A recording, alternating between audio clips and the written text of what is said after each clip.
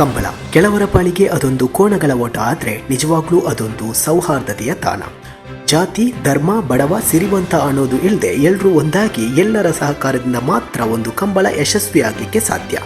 ಕರಾವಳಿಯ ಸೊಗಡು ಸಂಸ್ಕೃತಿಯನ್ನ ಸಾರುವ ಈ ಕಂಬಳಕ್ಕೆ ಇತ್ತೀಚಿನ ವರ್ಷಗಳಂತೂ ಕಂಟಕವೇ ಆಗಿಬಿಟ್ಟಿದೆ.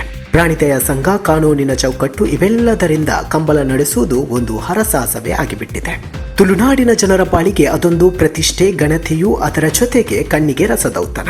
ಹಿಂದಿನಿಂದಲೂ ಕಂಬಳದಲ್ಲಿ ಹಿರಿಯರಿಗೆ, ತೀರ್ಪುಗಾರರಿಗೆ ಗೌರವ ಕೊಟ್ಟು ಅವರ ಮಾರ್ಗದರ್ಶನದಿಂದ ಕಂಬಳವನ್ನ ನಡೆಸೋದು ವಾಡಿಕೆ. ಆದ್ರೆ ಇತ್ತೀಚೆಗೆ ಮಂಗಳೂರಿನಲ್ಲಿ ನಡೆದ ರಾಮಲಕ್ಷ್ಮಣ ಜೋಡುಕೆರೆ ಕಂಬಳದಲ್ಲಿ ಕಂಬಳದ ಭೀಷ್ಮ ಎಂದೇ ಖ್ಯಾತಿ ಗಳಿಸಿರುವ ಹಿರಿಯ ತೀರ್ಪುಗಾರ ಗುಣಪಾಲ ಕಡಂಬರಿಗೆ ವ್ಯಕ್ತಿಯೋರ್ವ ವೇದಿಕೆಯಲ್ಲಿ ಅವಮಾನ ಮಾಡಿರುವ ಘಟನೆ ನಡೆದಿದೆ. ಆ ವೈರಲ್ ವಿಡಿಯೋವನ್ನೊಮ್ಮೆ ನೋಡ್ಕೊಂಡು ಬರೋಣ ಬನ್ನಿ.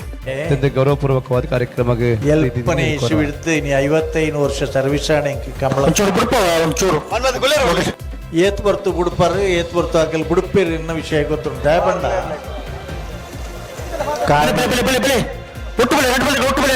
ಬುಡ್ನಾಗ ಒಂಚೂರು ಹೆಚ್ಚು ಕಮ್ಮಿ ಅಂಡ ಮೂಲು ಸೆನ್ಸಾರ್ ಫ್ರಾಕ್ಷನ್ ಆಫ್ ಸೆಕೆಂಡ್ ಯಾಕಂದ್ರೆ ತುಯ್ಯಾರ್ನಿಗೆ 0.3 ಸೆಕೆಂಡುದ 100 ಪಾಲು ಮಲ್ತುಂಡ 0.3 ಡಿಸಿಷನ್ ಕೊಂಡು ಹಲೋ ಹಲೋ ಈರೊಂದು ಮನ್ಮದ ಕೊಲ್ವಾರ ಮುನ್ನ ಏರ್ಬಿಟ್ರೆಂಡು ಯಾನ್ ಅರುಣ್ ಬೋತೇರು ಬದಲೆ ಓ ಈರ ಅಲ್ಪ ಮುನ್ನ ಏರ್ಬಿಟ್ರೆಂಡು ಮೈಕ್ ಬಂದು ಮಲ್ತುಕೊಳ್ಳು ಬನ್ನಿಗಿಲ್ ರನ್ ಏತ್ ಬರ್ತು ಬಿಡ್ಲಿ ಕುಲ್ಲಿ ಕುಲ್ಲಿ ಬಂಗಾಳ್ಬಿಳೆ ಹಾ ಬನ್ನಿ ಲೆಫ್ಟ್ ಏರ್ ಪಾತೇರ್ ನೀವು ಯಾನಿಯ ಅರುಣ್ ಶೆಟ್ಟಿ ಆ ವ್ಯಕ್ತಿ ಮಾಡಿರುವುದು ನಿಜಕ್ಕೂ ಎಲ್ಲಿ ತಪ್ಪು.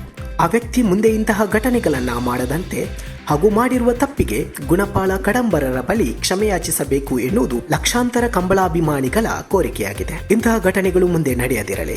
ಕಂಬಳವನ್ನ ಉಳಿಸೋಣ, ಬೆಳೆಸೋಣ ಅಂತ ಹೇಳ್ತಾ ಈ ವಿಡಿಯೋನ ಇಲ್ಲಿಗೆ ಮುಗಿಸ್ತಿದ್ದೇನೆ. ಇಂಥ ಮತ್ತಷ್ಟು ವಿಡಿಯೋಗಳಿಗಾಗಿ ಫಾಲೋ ಮಾಡಿ ಜಸ್ಟ್ ಮೈ ಅಪ್ಡೇಟ್.